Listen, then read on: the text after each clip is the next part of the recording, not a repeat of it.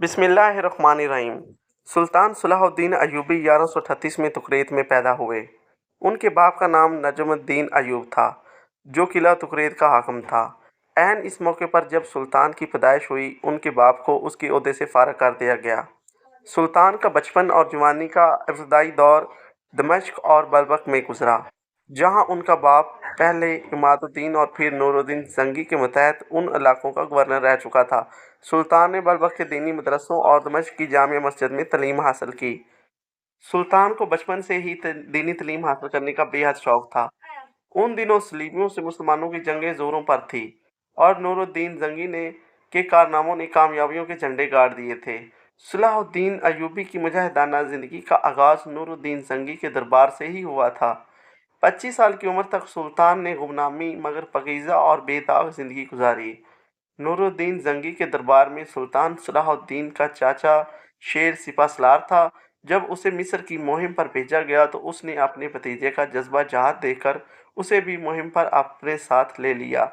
जब सुल्तान ने मुखालफिन को शिकस्त देकर मिस्र पर मुकम्मल कंट्रोल हासिल कर लिया तो नूरुद्दीन ने उसे ख़त लिखा कि फ़ातिमा खलीफा का खुतबा जारी किया जाए, लेकिन सुल्तान ने मंजूरी ज़ाहिर कर दी।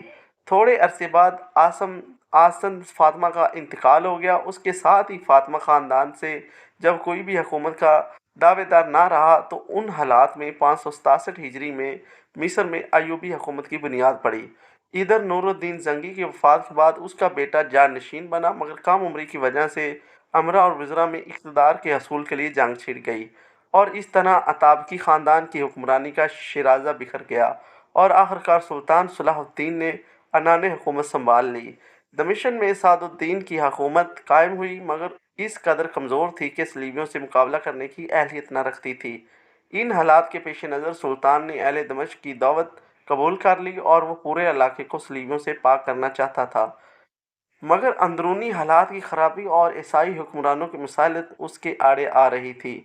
एजीनोल्ड ने जो सलीबियों का सरगना था बज़ाहिर मुसालत कर ली थी, लेकिन सुलह के बावजूद उसने मुसलमान काफिलों और ताजरों को लूटना शुरू कर दिया था। एजीनोल्ड के कत्ल के बाद यरूशलेम की ईसाई हुकूमत की जड़ें कट गईं और सलीबियों ने फैसला कुन जंग का ऐलान कर दिया। तमाम हुक्मरानों ने अपनी फ़ौजें इकट्ठी कर ली।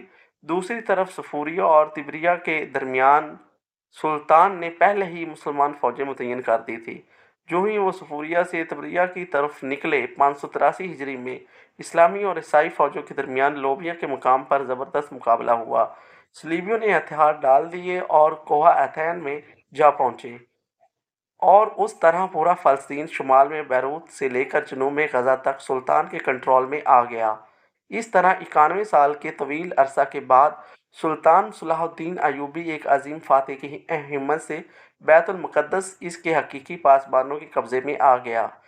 इसके बाद मुतअद्दिद बार सलीबियों ने दोबारा कब्ज़े की कोशिश की, मगर सुल्तान ने हर बार उसे नाकाम कर दिया और उनको मुंह की खाना पड़ी।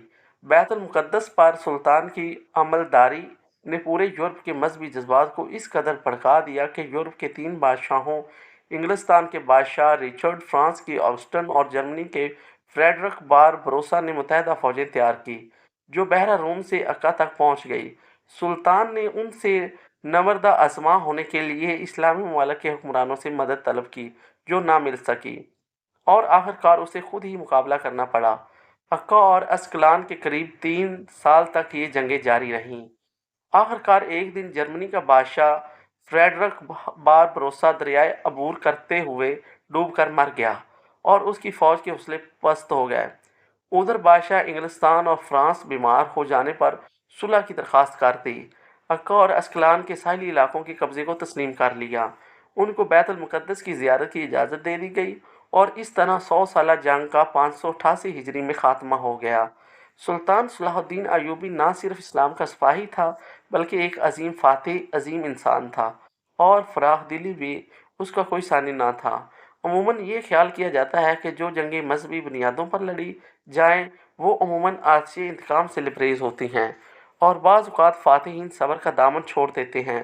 सुल्तान ने हमेशा बुर्दबारी से काम लेकर मामलात को सुलझाया। जो इज़्ज़त और अज़मत सुल्तान सलाहुद्दीन अय्यूबी को हासिल हुई, किसी और फ़ातिह को हासिल ना हो सकी।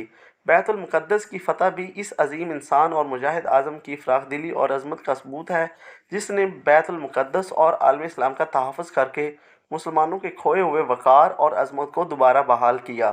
سلطان ایک کامیاب اور عادل حکمران تھا، جس نے زندگی سادگی سے بسر کی اور مملکت کے وسائل عوام کی فلاح و بہبود پر خرچ کیے۔ مصر اور شام میں دینی مدرسے قائم کیے اور مسجدیں تعمیر کرائیں، ہسپتال قائم کیے، محتاج خانے تعمیر کرائے، مسافروں کے لیے سرائیں تعمیر کرائیں اور علماء کرام کا وقار بلند کیا۔ سلطان کے کارناموں سے قرون اولیٰ کے مسلمانوں کی یاد تازہ ہو گئی۔